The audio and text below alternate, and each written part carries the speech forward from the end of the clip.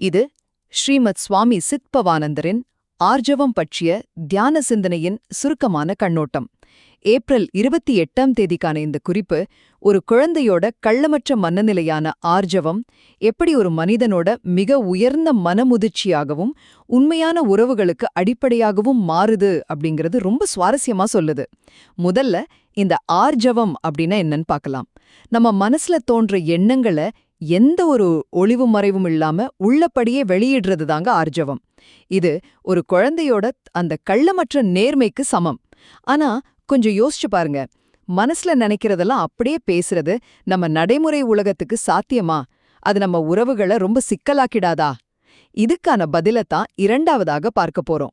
இயற்கையில ஒரு பூவோ பழமோ எப்படி சரியான தருணத்துல வெளிப்படுதோ அதே மாதிரி முழுமையான மனமுதிர்ச்சி, அதாவது மனப்பரிபாகம் அடைந்தவங்களால மட்டுமே இந்த நேர்மையை எந்த பாதிப்பும் இல்லாம வெளிப்படுத்த முடியும். நாம வெளியுலகத்துக்கு ஒரு சிரித்த முகத்தை காட்ட எப்பவும் தயாரா இருக்கோம். ஆனா நம்ம உண்மையான எண்ணங்களை காட்ட ஏன் தயங்குறோம்? எந்த தயக்கமும் இல்லாம ஆர்ஜவத்துல நிலைத்திருக்கிறது தாங்க உண்மையான முதிர்ச்சி. இறுதியாக நம்ம சிறந்த தமிழ் ஞானியான தாயுமானவர் இத பத்தி என்ன சொல்றார் தெரியுமா?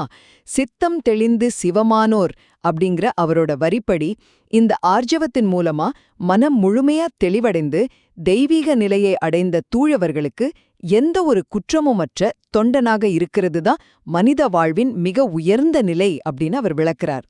உண்மையான ஆன்மீக முதிர்ச்சி அப்படிங்கிறது சிக்கலான தத்துவங்கள்ல இல்லைங்க, அது மீண்டும் ஒரு குழந்தையோட கள்ளமற்ற நேர்மைக்கு திரும்புறதுல தான் அடங்கியிருக்கு.